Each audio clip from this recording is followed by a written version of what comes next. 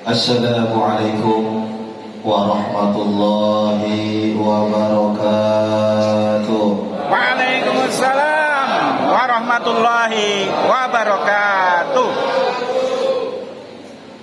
Alhamdulillah, wassalatu wassalamu ala rasulillah wa ala alihi wa sahbihi wa man tabi'ahudah wa sunnatahu ila yaumil qiyamah.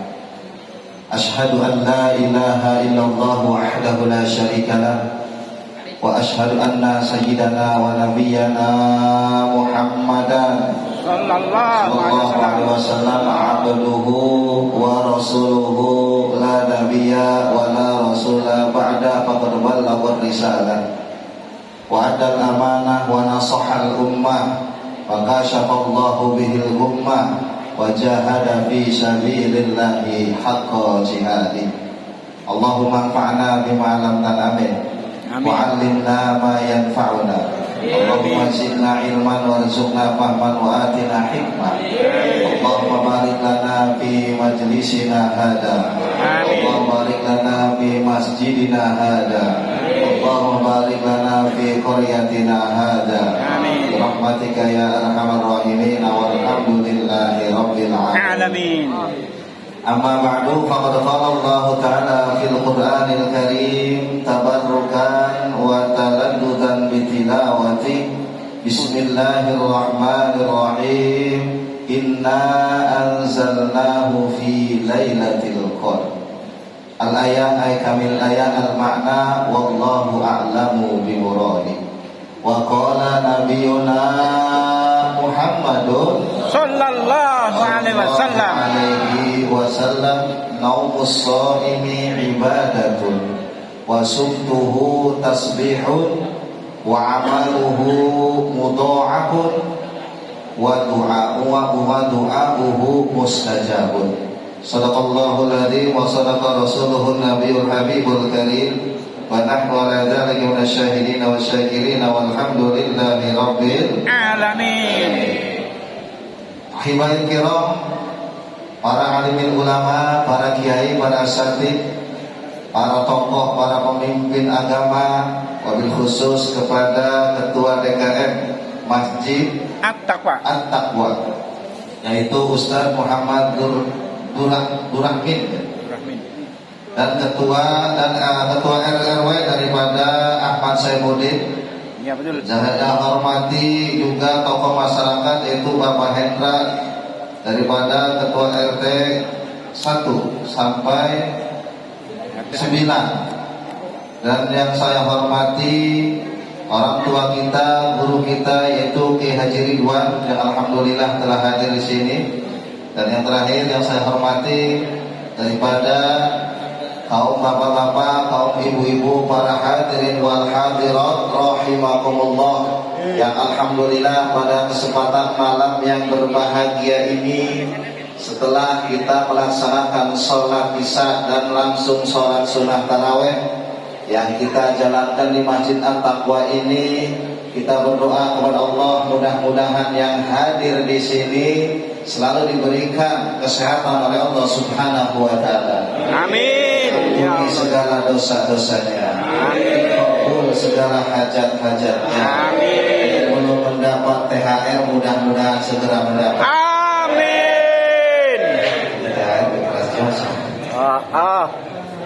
Alhamdulillah, yang mana tadi kita dari sepatan itu kurang lebih satu setengah jam kurang lah. Habis maghrib kata panitia pokoknya harus tarawih di sini, dan alhamdulillah Allah Subhanahu wa taala mengizinkan saya berjamaah khususnya di Masjid At-Taqwa. Mudah-mudahan kumpulnya kita di sini mendapatkan rahmat dan maghfirah daripada Allah Subhanahu wa taala.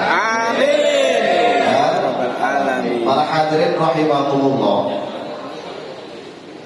salawat kita panjatkan kepada Nabi besar Muhammad SAW, yang mana pada kesempatan malam ini tadi daripada Ketua DKM memperingati yaitu malam nuzulul Quran, yang mana malam nuzulul Quran Ikhtilaf para ulama itu berbeda-beda pendapat.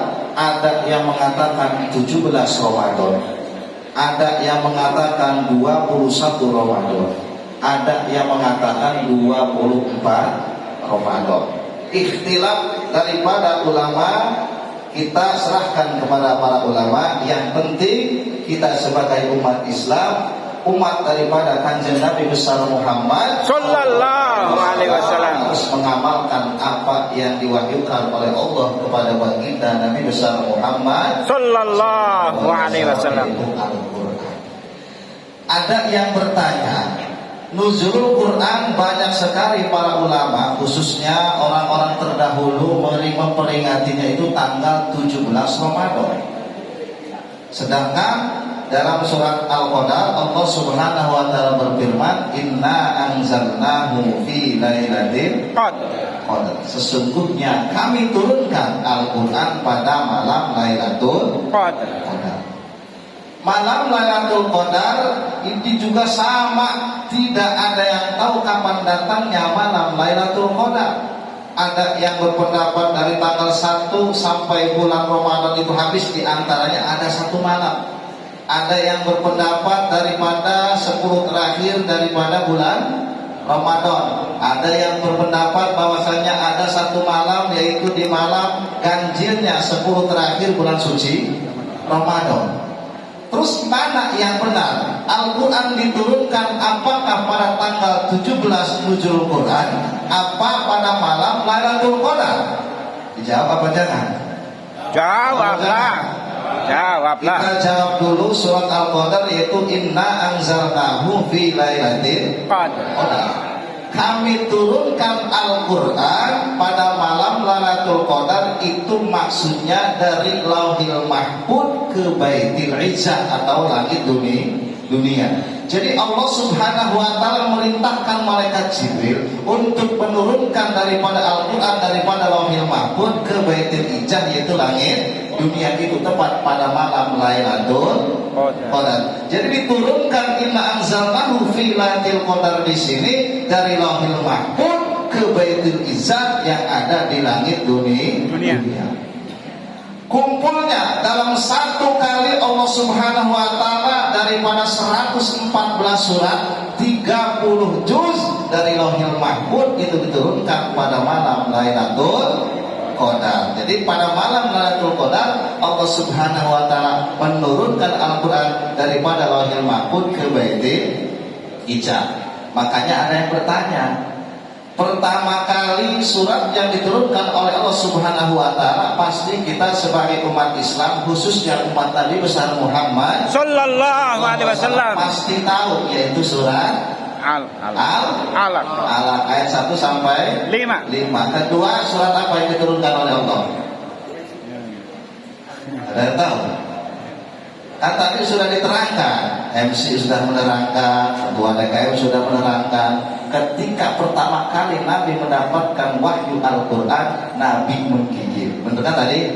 Menggigil, jadi bahasa Sunda paranas tiris. Terus diselimuti oleh istri tercinta, yaitu Siti Khadijah. Begitu Nabi sedang berselimut, turun ayat ya ayyuhal Mudassir. Berarti ayat surat kedua yang turunkan oleh Allah yaitu surat Al-Mudassir dan seterusnya. Pertanyaannya, jadi kita belajar Al-Quran dulu. Ada yang bertanya bahwasanya Al-Quran yang kita ketahui saat ini pas ketika dibuka itu ada surat apa ya? Al-Fatihah. Al-Fatihah. Kedua surat Al-Baqarah. Terakhir surat Qul a'udzu Binas. Kok tidak sama sesuai yang diturunkan oleh Allah? Pertama surat Al-Iqra, kedua surat Al-Mudassir. Kenapa pas kita buka Quran yang ada pada zaman sekarang yang sering kita baca itu surat Al-Fatihah pertama, kedua Al-Baqarah dan seterusnya, yang terakhir Qul a'udzu surat An-Nas? Apa jawabannya? Ya, memang Allah Subhanahu wa taala menurunkan Al-Quran dari Baitul Izzah melalui pelantara malaikat Jibril kepada baginda Nabi besar Muhammad Sallallahu alaihi wasallam, sesuai kondisi, sesuai keadaan yang dialami oleh Rasulullah Sallallahu alaihi wasallam, dan memang tidak sama seperti Al-Quran yang ada sekarang. Jawabannya, Al-Quran yang ada pada saat ini, pada sekarang, zaman sekarang ini, yaitu Al-Quran yang sama Allah turunkan daripada Lauhil Mahfuz ke Baitul Izzah. Jadi Al-Quran dari Lauhil Mahfuz ke Baitul Izzah seperti ini tartibnya, runtutannya. Daripada surat Al-Baqarah, surat Al-Fatihah, terus Al-Baqarah sampai terakhir surat Qul a'udzu birabbin surat An-Nas. Jadi Lauhil Mahfuz Allah Subhanahu wa taala menurunkan Al-Quran dari Lauhil Mahfuz ke Baitul Izzah persis seperti Al-Quran yang sekarang. Kenapa? Ketika terjadi dalam zaman Rasulullah, banyak sekali sahabat-sahabat yang sudah hafidul Quran, yang sudah katakan Al-Quran, banyak sekali yang meninggal. Artinya Rasulullah mengumpulkan daripada sahabat untuk mensatukan, mentartibkan Al-Quran supaya jangan sampai musnah. Akhirnya disusun oleh Rasulullah, dan alhamdulillah Quran yang ada sekarang itu alhamdulillah sama seperti Allah turunkan daripada Lauhil Mahfuz ke Baitul Izzah.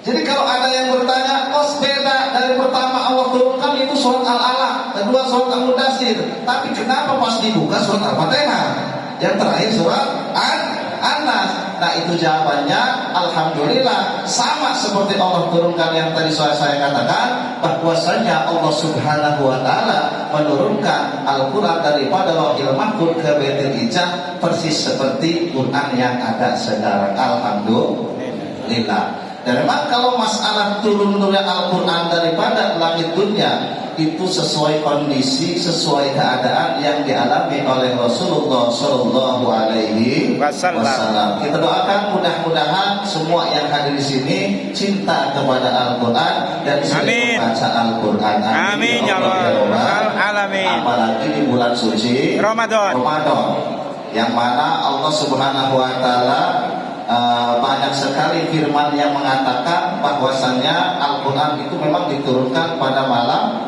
bulan Ramadan. Cuma itu berbeda pendapat, banyak sekali rawi-rawi ataupun para ulama yang membeda pendapat bahwasannya malam nuzul Quran itu ada yang 17 Ramadan, ada yang 24, ada yang 25 bulan Ramadan. Dan memang pada malam pada tanggal 17 Ramadan itu Allah Subhanahu wa taala menerangkan dalam Al-Quran bahwasanya ada dua pertemuan kekuatan besar, yaitu terjadinya perang Badar terjadi pada tanggal 17 Ramadan, yang mana di situ umat Islam pasukannya ada 313, sedangkan orang kafir pasukannya 1.000. Dan alhamdulillah berkat pertolongan Allah Subhanahu wa taala, Allah memenangkan itu perang Badar, dimenangkan oleh pasukan umat Islam. Alhamdulillah. Dan pertanyaannya di sini, kita puasa di bulan Ramadan, Allah Subhanahu wa taala melipat gandakan seluruh pahala kita. Kita sebagai umat Nabi besar Muhammad tentu harus tahu berapa daripada juz yang ada di Al-Quran, surat yang ada di Al-Quran, kalimat yang ada di Al-Quran, huruf yang ada di Al-Quran. Siapa di sini yang tahu ada berapa jumlah huruf yang ada di Al-Quran? Siapa yang tahu? Ada yang tahu? 1 miliar katanya. Hah? Ini pilih aku cuma sekedar tebak-tebakan? Tebak-tebakan. Imam Syafi'i, kata Imam Syafi'i 1 miliar lebih katanya. Jadi dalam Al-Quran Allah Subhanahu wa taala di dalam bulan Ramadan, bahkan di luar bulan Ramadan, 1 huruf dibalas 10 kali kebaikan. Nah makanya dari mukadimah itu saya membacakan hadis bahwasanya di bulan suci Ramadan orang yang tidurnya puasa itu adalah ibadah naumu shaimi ibadah, dan tidurnya orang yang bersenang berpuasa itu adalah ibadah. Tapi kalau tidurnya dari jam 6 pagi sampai jam 6 sore itu bukan ibadah, tapi latihan untuk meninggal rumah. Jadi jangan sampai kita sedang melaksanakan puasa tidur aja, akhirnya meninggalkan kewajiban sholat 5 waktu. Terus keduanya, diamnya orang yang berpuasa itu tasbih. Amal-amalnya orang yang melaksanakan puasa dilipat gandakan.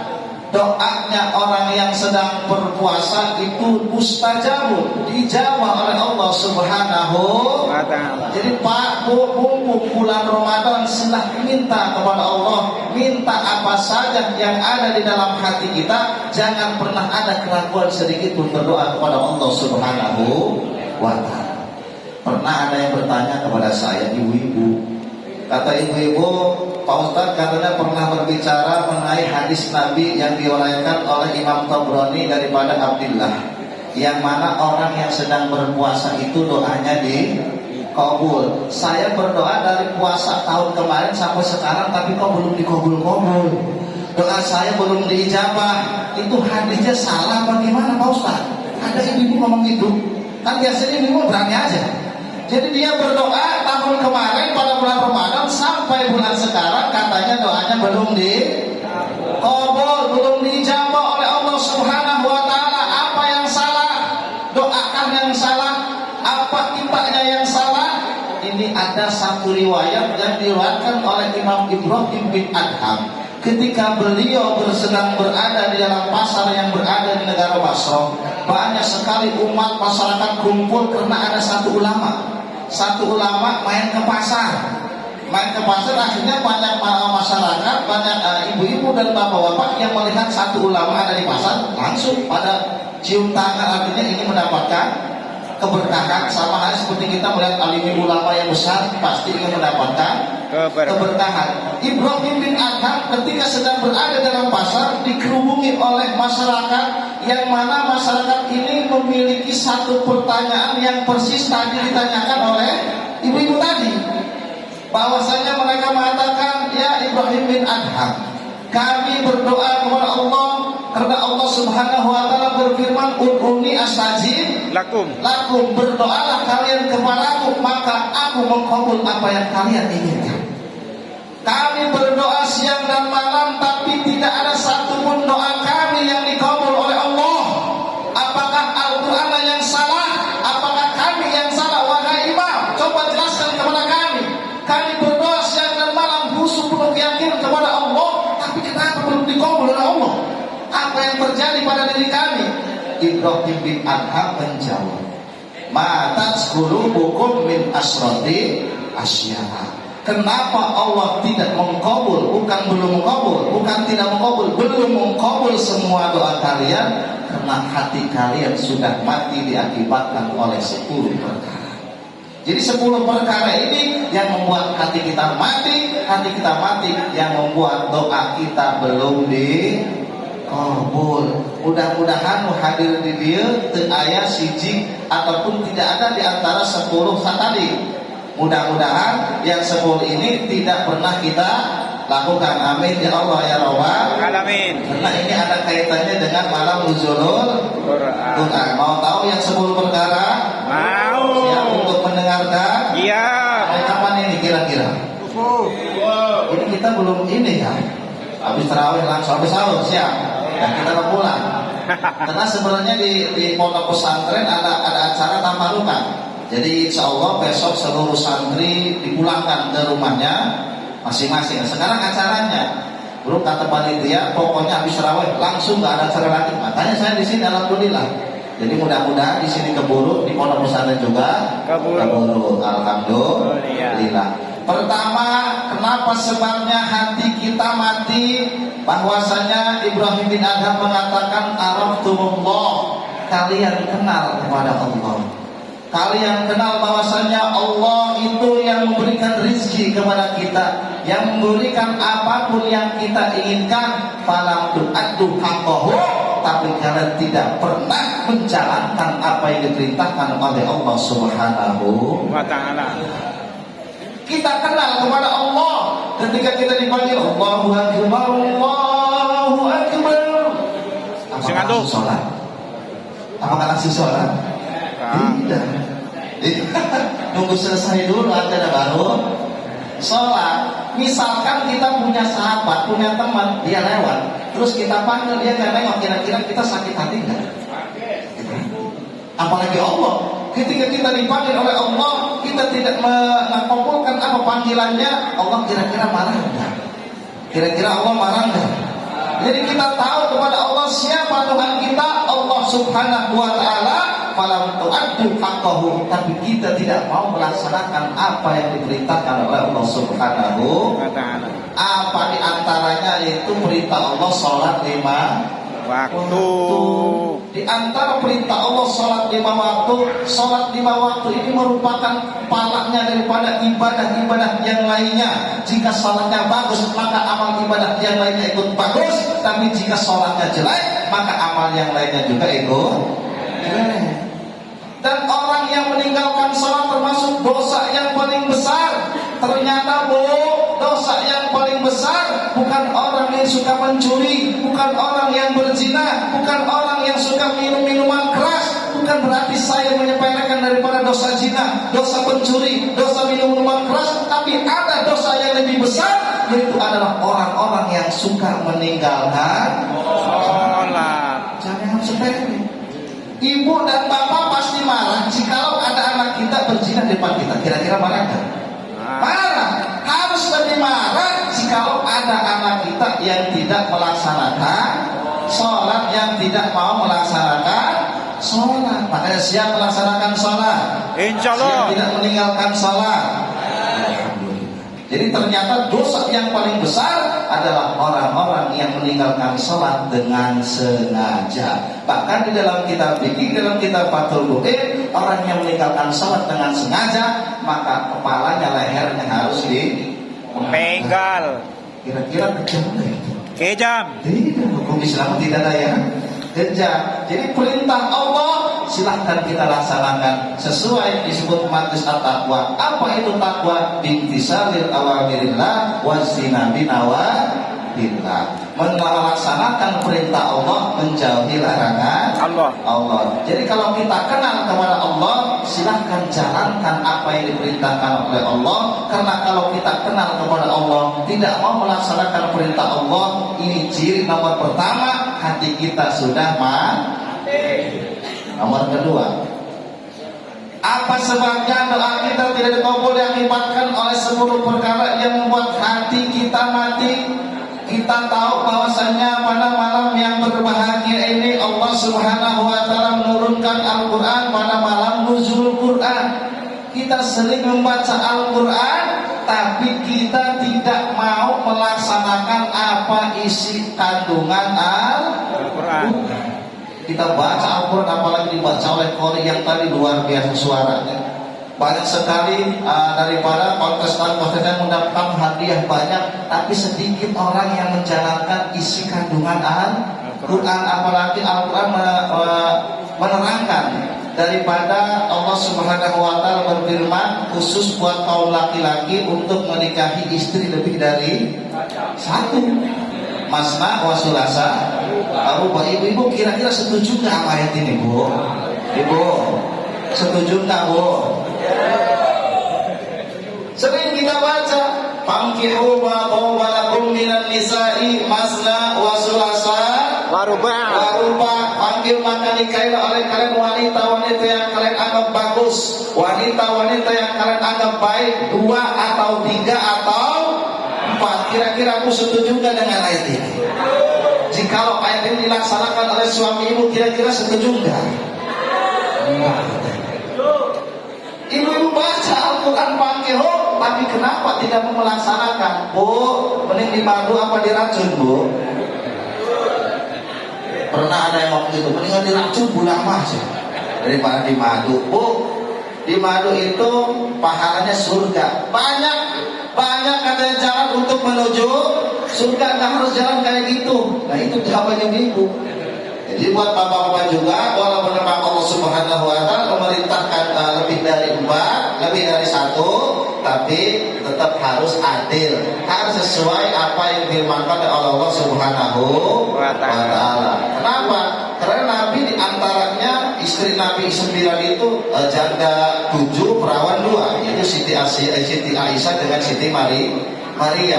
Tapi sebelum Siti Khadijah wafat, selama Siti Khadijah masih ada, Nabi tidak pernah nikah lagi atau nggak melakukan nikah nikah lagi. Artinya banyak sekali pelajaran yang diambil daripada kisah rumah tangga Nabi besar Muhammad Sallallahu alaihi wasallam. Kembali kepada tema, banyak sekali orang yang membaca Al-Quran, banyak sekali orang yang melantunkan Al-Quran dengan suara yang merdu, tapi sedikit orang yang melaksanakan apa itu isi kandungan Al-Quran. Jikalau Quran kita sering baca tapi tidak melakukan apa isi kandungan Al-Quran, berarti ciri nomor kedua hati kita sudah Mati. kan selagi dibaca laksanakan. Nomor ketiga yang membuat hati kita mati, yang membuat doa kita belum dikabul, bukan tidak dikabul karena tidak ada doa yang tidak dikabul. Semua doa pasti dikabul, cuma kadang prosesnya yang lama. Ada yang langsung, ada yang 1 bulan, setahun, bahkan ada yang 10 tahun, ratusan tahun, bahkan akan ada dikabulnya nanti di yaumil kiamah, di akhirat. Makanya para ulama mengatakan jikalau manusia tahu bahwasanya indahnya dikabul doanya itu di akhirat, pasti mereka ingin dikabulnya di akhirat. Tapi kebanyakan manusia kalau doa ngadahar capek langsung dikabul. Ternyata ada yang salah, bukan hadisnya yang salah, bukan Al-Qur'annya yang salah, tapi kitanya yang salah. Tadi sudah doa tuh, tahu kepada Allah tapi tidak melaksanakan perintah Allah. Sering membaca Al-Quran tapi tidak mengamalkan isi kandungan Al-Quran. Ketiga kita itu tahu bahwasanya musuh kita yang paling nyata siapa? Setan. Iblis. Kita tahu musuh kita itu iblis, tapi kenapa kita sering mengikuti ajakan iblis? Banyak sekali iblis, Pak. Kalau boleh Bapak tahu, iblis itu keimanannya luar biasa kepada Allah. Ketika dia mengajak satu rombongan manusia, rombongan umat-umat Nabi Muhammad, khususnya anak Adam, ketika mereka sudah sesat, sudah tersesat, tidak menyembah kepada Allah, dia tinggalkan itu manusia karena dia tahu bahwa Allah itu Maha Kuasa, Allah itu Maha Esa. Dia menyesatkan manusia, sedangkan kalau manusia sudah sesat, dia tinggalkan. Itu jantan iblis.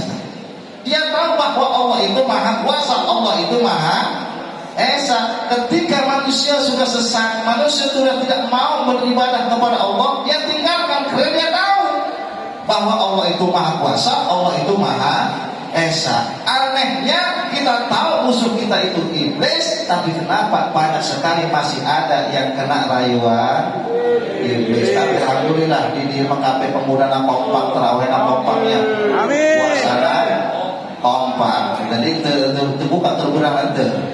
Alhamdulillah, karena memang saya perhatikan daripada tanggal 1 biasanya mau mendekati THR, mau mendekati bulan 20 Ramadan itu biasanya makin maju.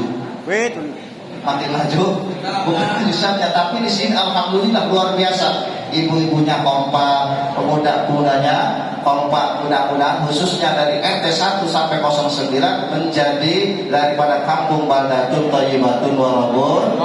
Amin. Ya Allah ya Rabbal Alamin. Menjadi kampung bahtera yang mana masuk ke surganya Allah Subhanahu wa taala. Amin ya Allah ya Rabbal Alamin.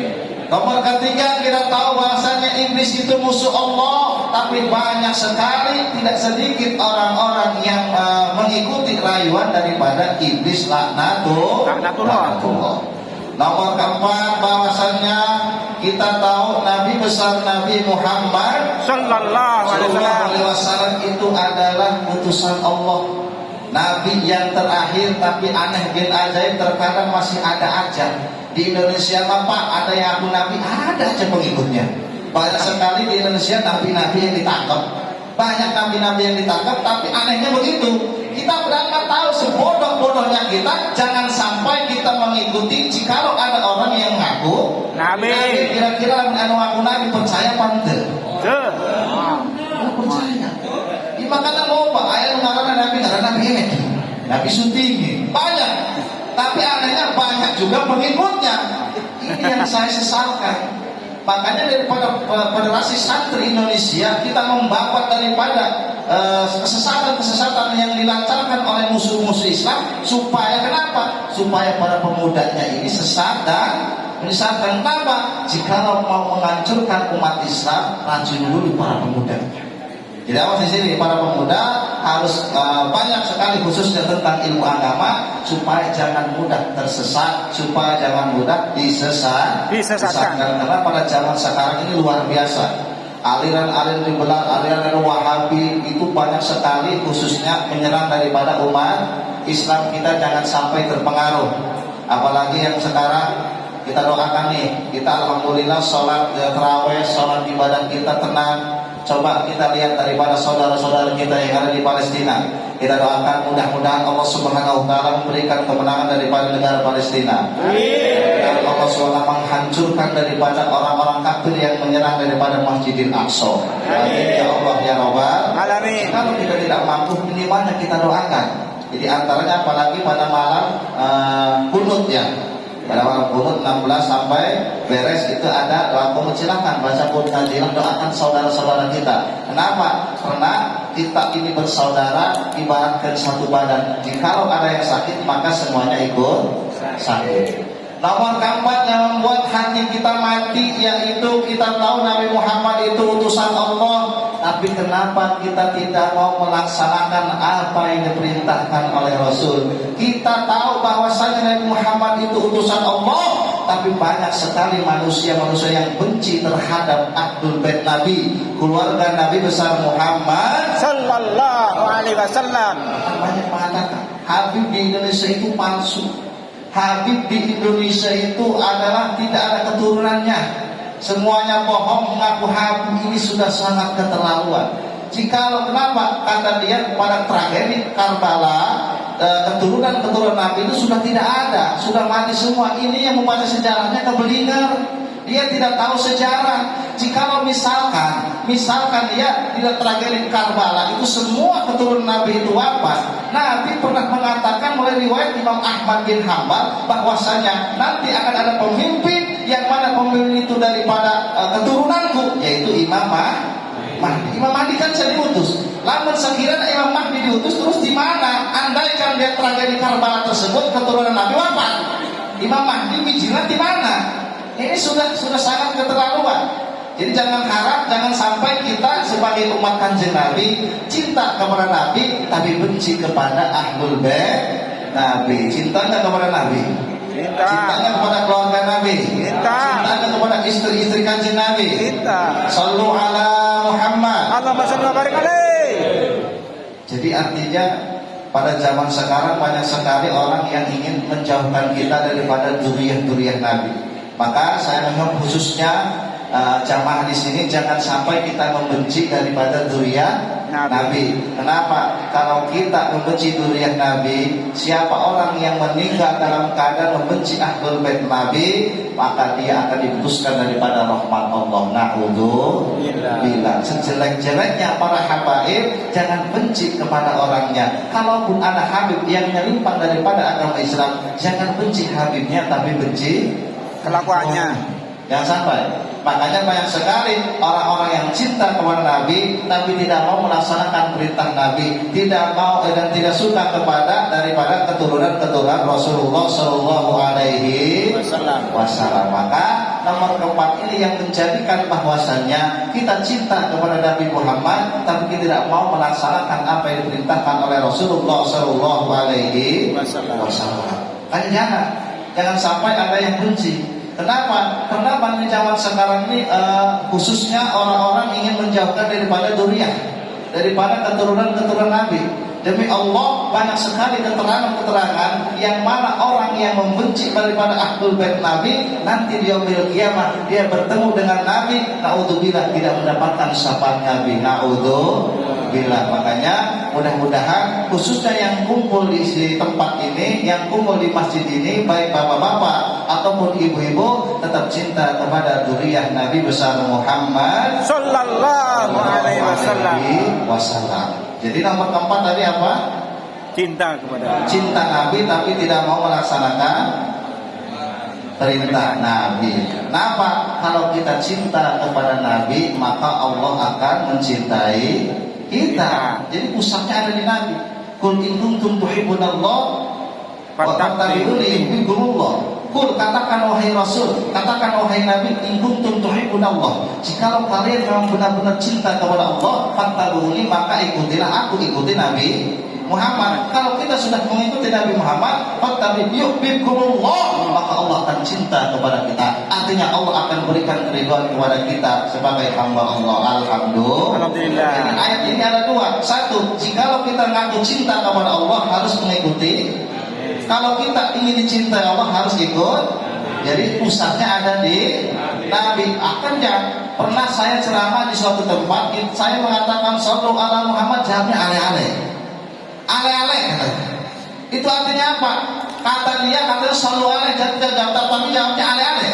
Ini sudah sangat menghina, ini sudah sangat daripada keterlaluan. Kenapa? Kalau kita mendengarkan satu kali nama Muhammad, nama kanjeng Nabi Muhammad, maka Allah Subhanahu wa taala akan berikan 10 rahmat. Artinya kita mendengar daripada nama-nama disebutkan, kita dianjurkan untuk mengucapkan sholawat. Satu kali sholawat akan dibalas 10 pahala, 10 kebaikan, rahmat.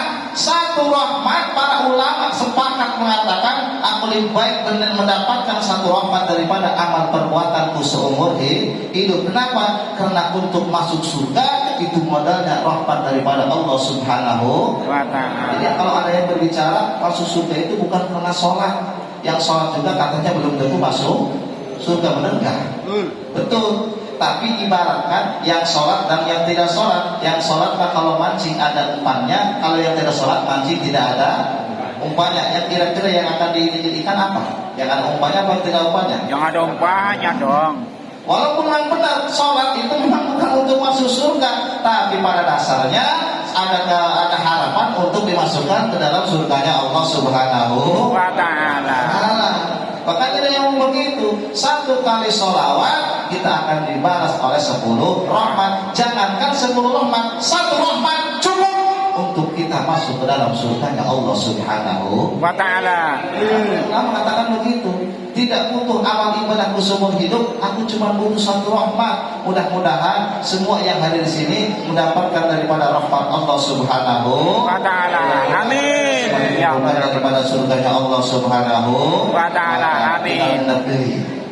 Genap deui ciri-ciri hati kita sudah mati. Nah, ada penguasaan surat Nuzulul Quran itu sudah diterangkan bahwasanya banyak sekali berpendapat, ada yang 17, tapi tetap walaupun ada 17, 24, 25, yang harus kita utamakan itu bacaan Al-Quran. Apalagi di bulan suci Ramadan yang mana pahala sunnah juga menjadi pahala wajib, apalagi wajibnya.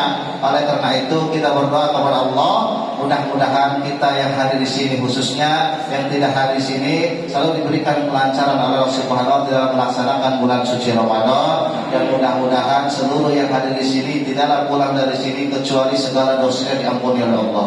Amin. Insyaallah kita yang masih ada ataupun yang sudah tidak ada diampuni oleh Allah Subhanahu wa taala. Amin. Mudah-mudahan kita yang kumpul di sini nanti diaku oleh umat Nabi besar Muhammad sallallahu alaihi wasallam. Amin. Amin. Mudah-mudahan kita yang kumpul di sini memperingati malam Nuzulul Quran, Quran akan menjadi penolong kita nanti di yaumil qiyamah. Amin. Ya Allah ya Rabbal alamin. Insyaallah mungkin yang ke-6 laginya nanti insyaallah saya akan lanjutkan lagi karena memang waktunya sudah beres ya. Memang kita juga tadi kan mungkin ada yang belum makan nasi mungkin ya, dan kita juga di pondok pesantren lagi ada acara.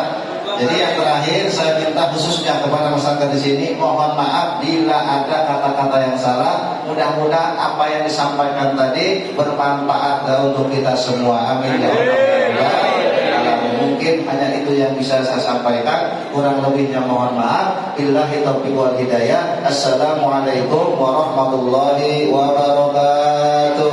Waalaikumsalam warahmatullahi wabarakatuh. Alhamdulillah, bahwasanya tadi kita sama-sama mendengarkan tausiah agama yang disampaikan oleh Al Ustaz Wahyudi. Mudah-mudahan apa yang beliau sampaikan dapat bermanfaat bagi kita semua. Amin ya rabbal alamin.